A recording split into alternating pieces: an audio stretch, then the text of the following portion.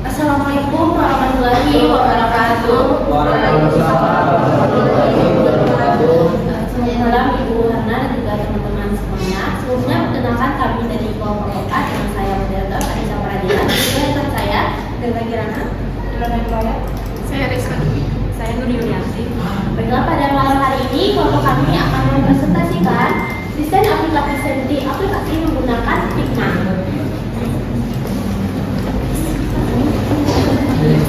Oke, kita sekarang membahas tentang latar belakang. Perkembangan teknologi digital mendorong perubahan dalam bisnis kuliner, terutama melalui pemasaran dan penjualan online. Persaingan yang semakin ketat membuat pelaku usaha perlu berinovasi, salah satunya dengan quality. Untuk mendukung promosi dan memudahkan pelanggan memperoleh inovasi produk, diperlukan aplikasi mobile yang menarik, interaktif, dan mudah digunakan. Oleh karena itu, dibuat rancangan aplikasi menggunakan metode prototyping agar menghasilkan aplikasi yang sesuai dengan kebutuhan pengguna. Selanjutnya yaitu solusi perkembangan. Poin pertama, ada desain UI UX berperan penting dalam menciptakan aplikasi yang mudah digunakan dan nyaman.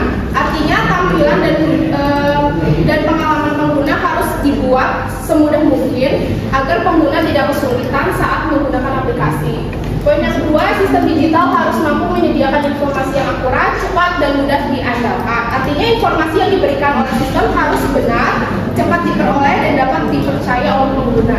Poin yang ketiga itu masyarakat perlu beradaptasi dengan perkembangan teknologi yang terus berkembang. Artinya itu setiap orang perlu mempelajari dan mengikuti perkembangan teknologi agar tidak tertinggal.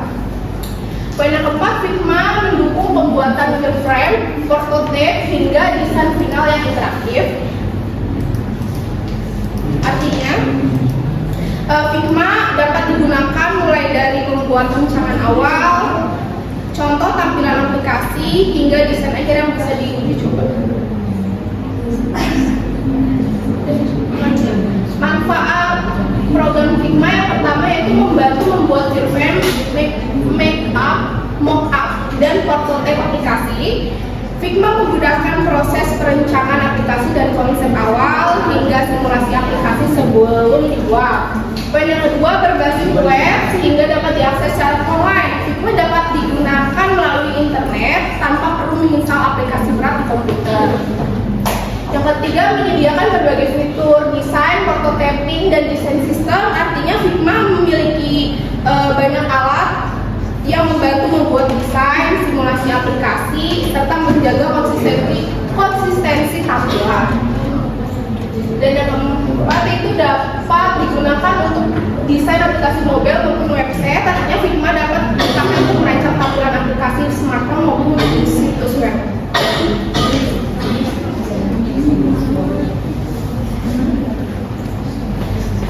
Dan bab 2, yang pertama ada tujuan pustaka, yang pertama ada pengertian kuliner.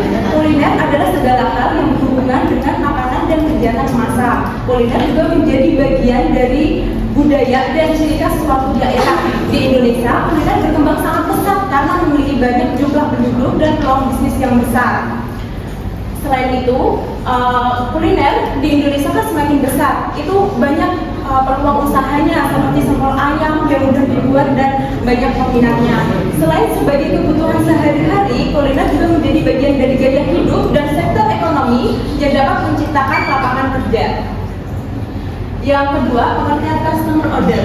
Customer order adalah pesanan yang dibuat oleh pelanggan saat melakukan pembelian. Pesanan tersebut berisi informasi jenis produk, harga, jumlah, dan waktu pengiriman.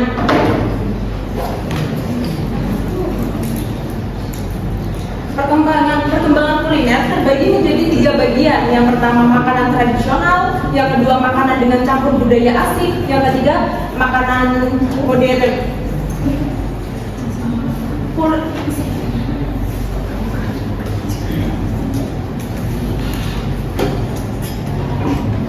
itu, kecepatan dalam menyelesaikan customer order menjadi ukuran atau kualitas pelayanan suatu bisnis. Yang ketiga, pengertian Figma. Figma adalah aplikasi desain untuk membuat suatu aplikasi atau website atau UI UX. Figma berbasis online sehingga bisa dibuka di Windows, Mac atau Linux.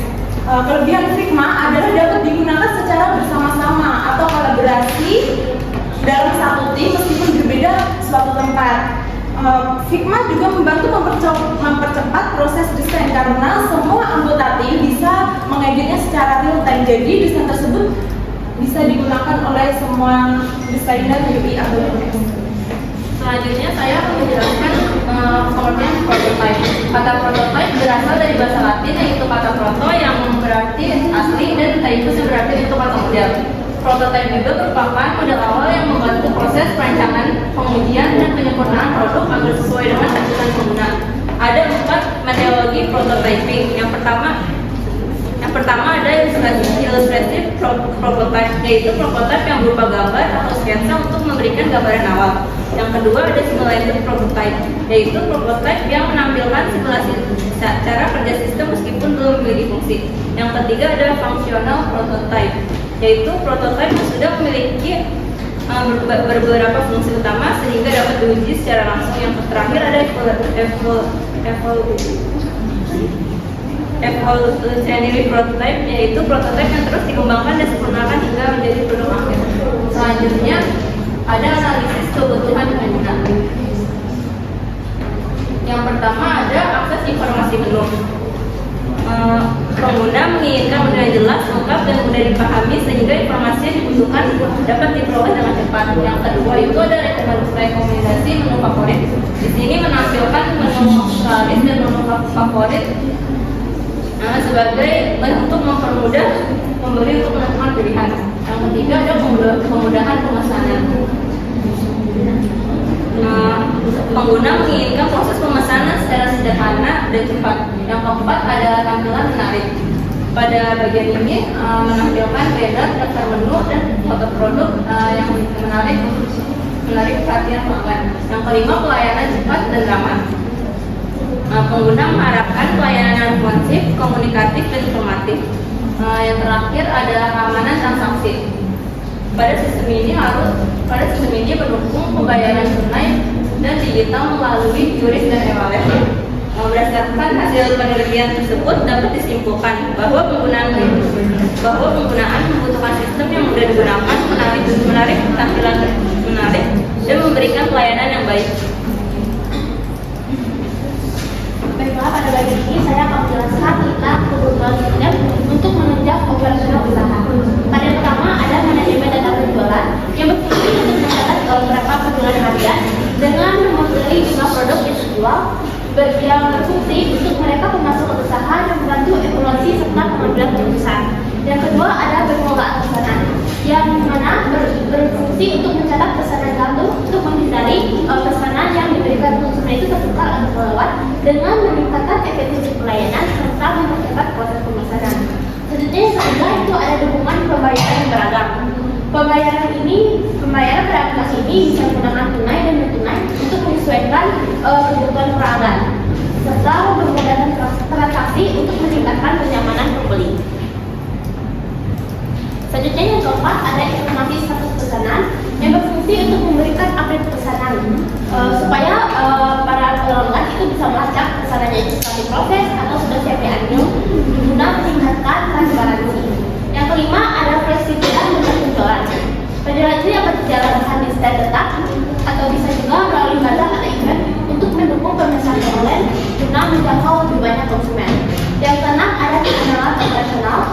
Sistem ini tetap bisa berjalan walaupun saat ramai dengan pelayanan cepat dan teratur untuk menjaga kualitas produk dan meningkatkan kepuasan pelanggan. Baik, saya akan menjelaskan tentang aplikasi Seperti Apps.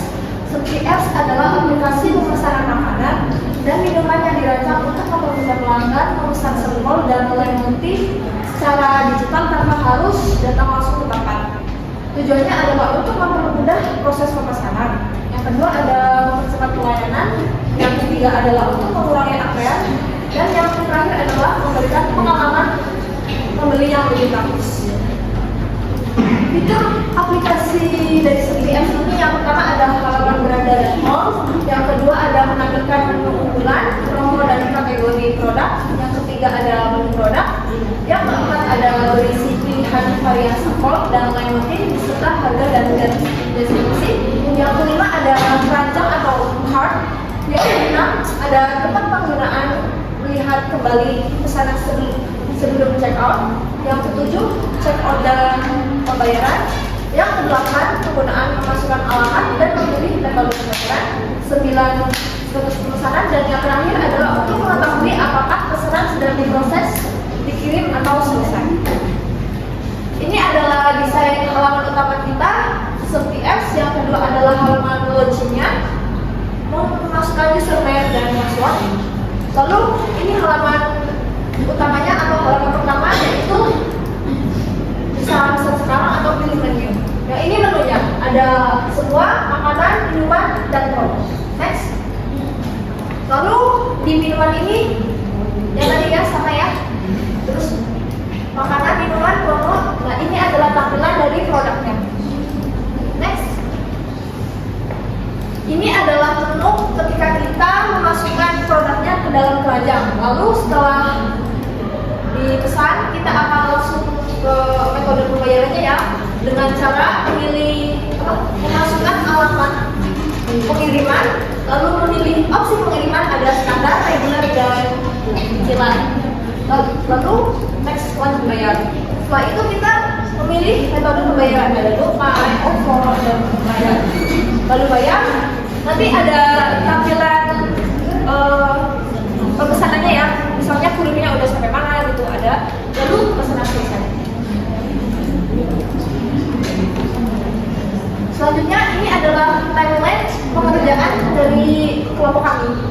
Dari minggu ketiga membuat ide, membuat isi, ke minggu kelima, lalu ke minggu ke-6 membuat bab 3, minggu ke-8 mendiskusikan kembali proyek luas, yang minggu ke-10 sampai 11 mendiskusikan kembali proyek luas, yang minggu ke-12 sampai 14 sampai terakhir mendiskusikan kembali terus penyerahan proyek dan meminta ACC kepada dosen. Baiklah, setelah semuanya kita masuk ke bagian kesimpulan. Kesimpulannya adalah berdasarkan hasil perencanaan CPS berhasil dibuat dalam bentuk prototipe dengan menggunakan Figma dan untuk mendukung proses pemesanan makanan dan minuman secara mudah, praktis, dan menarik. Prototipe ini diharapkan dapat meningkatkan pengalaman pengguna serta mendukung pengembangan usaha kuliner berbasis digital. Dengan caranya, prototipe CPS ini dapat dikembangkan menjadi aplikasi yang siap digunakan untuk meningkatkan kenyamanan penggunaan serta penambahan fitur seperti pada pesanan, notifikasi promo, dan integrasi pembayaran digital guna meningkatkan kualitas layanan. Baik, kita akan masuk ke aplikasi CPS-nya. Pertama kita klik CPS-nya. Lalu kita masukkan email ya yang mau didaftarin. Lalu pilih keywordnya. Nah, setelah itu kita klik pesan sekarang. Ini kan banyak ya pilihannya ya. Ini contohnya kalau misalnya kita mau pesen lebih dari satu ya.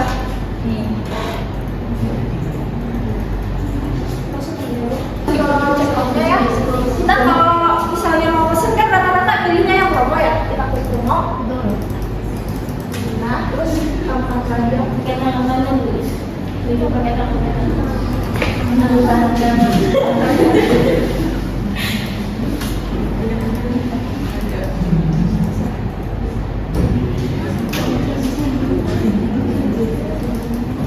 Klik promo. Nah ini udah ada ya, totalnya 48.000. Tadi udah lagi, kembali lagi. Cek out semua yang promo. Terus pesan sekarang. Nah di sini kita pilih ke standar. Lanjutkan dulu ya. Bisa harus pilih standar dulu. juga ya. Nah, ini bisa pilih ya, ada GoPay, Dana, OVO, Shopee, kita pilih bukan yang mana? Ya. Nah, ini kalau kita misalnya mau tahu nih linknya udah nyampe mana, nah, bisa lihat di sini. Setelah itu, selesai.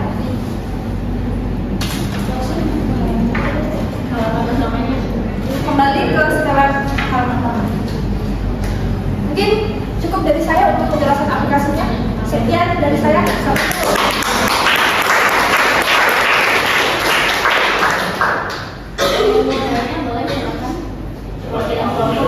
Perwakilan kelompok boleh, 1 atau 2 orang boleh. Ada yang bertanya? Nama saya Andika Putra Aditya dan saya ingin bertanya dari kelompok 8 ya? Kelompok berapa Mas ya? Dari kelompok 8. Saya ingin nanya, kan ini kalian ini sebagai desainer kan, tadi udah nunjukin mapnya itu ketika bayar dan segala macam itu baru muncul map. Ya. Dan biasanya kan kita sebagai konsumen itu ketika kita balik lagi ke beranda, kita biasanya pengen tahu lagi nih lokasi pesanan kita udah sampai mana sih. Nah itu bisa tolong tunjukin. Ini bagian mana di lokasi bisa kita lihat pada sini dan juga pesanan selesai. Iya, itu kan tadi munculnya setelah bayar dan segala macam kan. Ya. Setelah kita balik lagi ke beranda nih, kita balik lagi ke beranda misal ketika pembayaran udah selesai kan kita balik lagi ke beranda dan kita ingin ngecek nih pesanan kita itu udah sampai mana sih gitu kan. Nah itu cara kita ngecek itu di bagian mana nih? Kan kita nggak mungkin dong balik lagi bayar dan segala macam baru cuma kayak gini lagi, nggak mungkin dong. Iya itu di bagian mana? Sebelumnya bagian itu belum kita tempatin, jadi kita bisa melihatnya hanya di bagian satu pesanan seperti ini saja. Kebetulan bagian pelacak pesanan itu untuk setelah kembali ke menu belum kita kembangkan di aplikasi kita. Tapi belum ada. Boleh nanya lagi nggak? Boleh. Oke. Kalian kan sebagai desainer prototipe nih membuat prototipe sebuah aplikasi untuk konsumen, ya kan? Biar konsumen ini bisa mesen, bayar dan segala macam. Nah, ada nggak prototipe untuk si penjual tahu bahwa pesanan ini udah ada berapa yang pesen, udah berapa pesanan dari konsumen? Ada? Oh bukan salah nangkep. Jadi kayak kita ambil contoh dari aplikasi Shopee itu kan ada satu aplikasi yang kita kenal kayak biasa buat pesen segala macam produk dan makanan itu kan buat konsumen kan aplikasinya. Ada lagi Shopee Merchant, itu kan buat penjual yang fungsinya itu agar tahu bahwa bahwa produk ini udah berapa sih terjual dari sisi konsumen gitu. Dari sisi penjual. Terjual produknya atau gimana? Ya itu info. Jadi di dalam aplikasi Shopee Merchant itu ada info akun penjual. Kan ini akun konsumen kan, bukan akun penjual. Nah itu ada nggak kita di semacam itu? Jangan dikembangkan. Enggak. Pada saat ini yang kita kembangkan dari awal tadi kita berbeda ini buat konsumen. Jadi kita tidak bisa menampilkan tentang dari berapa sebagai penjual. Jadi kita mengembangkan yang bagian itu. Karena ini memang kita sediakan hanya baru kita desain buat konsumen aja. Jadi yang hanya terlihat itu jumlah produk yang sudah terjual saja. Ini maksudnya masnya tadi kalau seandainya udah formulir, ini kan lanjutnya ini udah lanjut nih. Nah terus bayar, saya udah bayar nih ya. Nah maksudnya itu adalah PO-nya dulu udah kelihatan nih apa aja yang dipilih gitu kan. Dia ada tampilan menu. Iya, ibaratnya kayak pembeliannya apa aja. Nah baru tuh dia masuk ke pilihan menu dia produk tersebut sudah diproses, terus apa aja yang sudah diorder dan barang tersebut bisa kalau kayak di Shopee memang dia ada bentuknya sih ya. Nggak apa-apa, ini aplikasinya memang mohon maaf belum ada belum sesuai harapan gitu ya. Jadi supaya nextnya bisa direvisi, bisa ya direvisi ya. Jadi supaya nextnya bisa jauh lebih baik karena ini kan prosesnya kan sambil berjalan. Yang buat manusia juga. Jadi kalau buat manusia nggak seperti Tuhan ya. Jadi memang ini sambil berjalan memang terlihat ada yang belum sesuai ya bisa diperbaiki gitu ya. Seperti itu, jangan putus asa. Jadi kita coba dulu. Kalau ada yang bilang bilang kemarin ada tuh kelas yang bilang katanya usaha itu modal dulu apa action dulu? Action dulu. Kalau nunggu modal banyak action. Kebanyakan mikir juga nggak bakal action. Makanya beda orang cerdas sama orang bodoh, bisa bedain gitu ya. Kalau orang cerdas biasanya kebanyakan saya mikir dulu gitu ya. Tapi kalau orang bodoh mau ambisius, action dulu gitu. Karena apa, orang bodoh tuh mau belajar terus. Ada orang merasa udah pintar dia nggak mau belajar lagi. Nah itu kita haus akan belajar, bukan haus validasi ya, ini beda lagi. Oke, intinya ke situ sih ya. Jadi punya Neng tuh cuma kurang PO ya, tinggal ditambahin. Terus tadi sama masnya kalau masalah untuk lebih ke Shopee Shopee Merchant, iya ini terlalu canggih lah ya kalau Shopee Merchant karena saya juga karena ada dua aplikasi, dia merchant untuk penjual dan merchant untuk pembeli gitu kan ya, itu beda.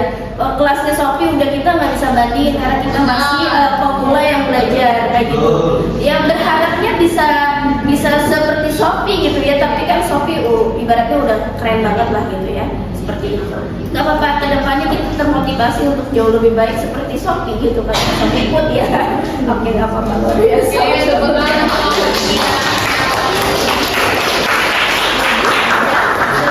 Ada lagi nggak yang nanya? Udah cukup deh mas, soalnya ada kelompok B. Tutup aja.